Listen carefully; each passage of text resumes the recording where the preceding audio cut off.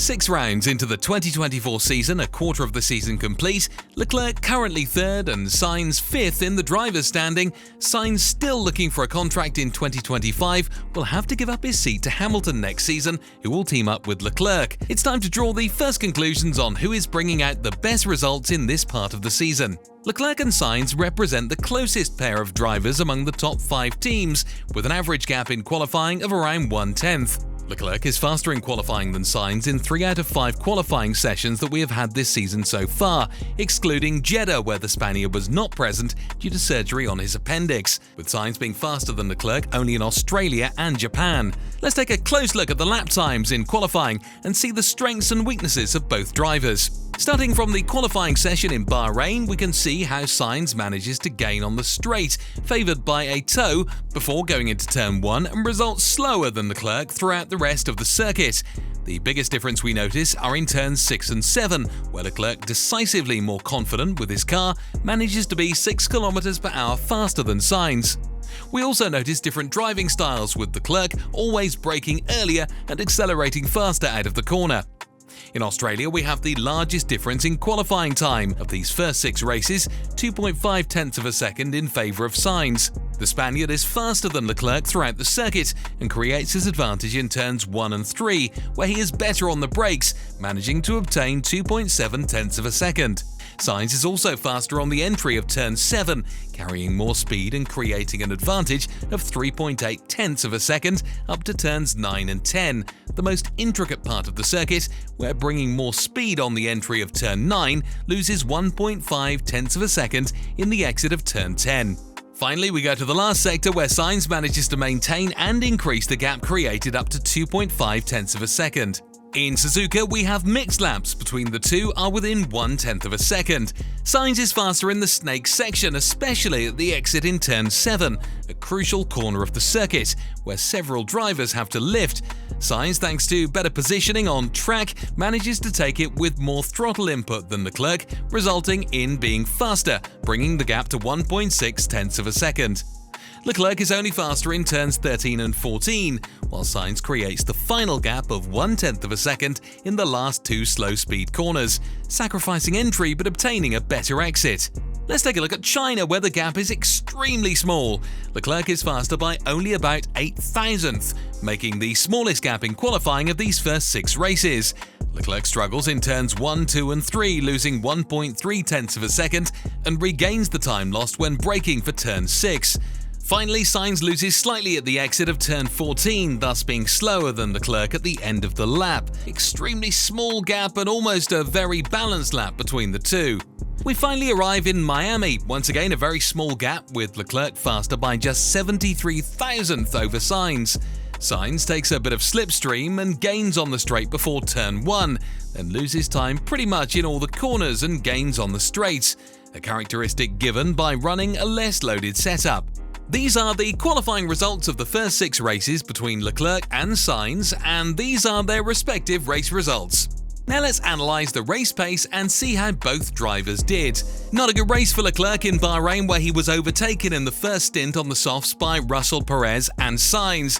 Once he entered the pits, he didn't find the rhythm even with the hards, setting the same lap times as Russell, unlike Sainz, who was absolutely faster in the second stint, overtaking Leclerc and Russell on track and setting the same lap times as Perez. In the last stint, Leclerc manages to find some rhythm and overtakes Russell, finishing the race in 4th position, while Sainz finishes in 3rd position, very close to Perez's Red Bull. Sainz's result was definitely better in Bahrain, with a race pace equal to Perez, while Leclerc was 0.27 seconds per lap away from his teammate, given his critical braking problem. We now go to Australia, with a Ferrari that demonstrates excellent race pace, taking the first 2 steps of the podium. Sainz starts second and overtakes Verstappen in the first 2 laps to take the lead of the Grand Prix. Leclerc starts 5th, manages to gain a position at the start. After the DNF of Verstappen and Hamilton, he manages to pass the 2 McLarens with a good strategy from Ferrari and takes 2nd place.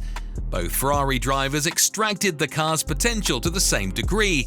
They were very close, just 0.05 seconds per lap separated them, ending the race with a gap of just 2.3 seconds. In Suzuka, after a difficult qualifying session for Leclerc, who started the race in 8th position, unlike Sainz's 4th position, the race pace of both drivers is excellent under two different strategies, with Sainz on the effective 2-stop and Leclerc on the effective 1-stop. Leclerc extends the first stint with excellent management of the medium tyre. The only slow lap times we see are due to not being able to pass Piastri and Alonso. Leclerc's final stint was very well balanced, with no sign of tyre degradation. Sainz's race pace in the first and second stints is reasonable, and in the last stint he even manages to match Verstappen's times.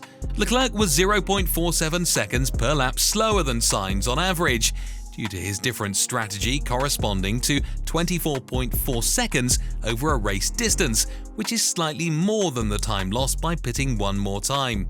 In China, Leclerc starts 6th, and immediately behind him Sainz in 7th. Leclerc was fastest in the first stint, managing to recover 3 positions and finding himself in 3rd place after the safety car caused by Bottas, while Sainz was in 5th.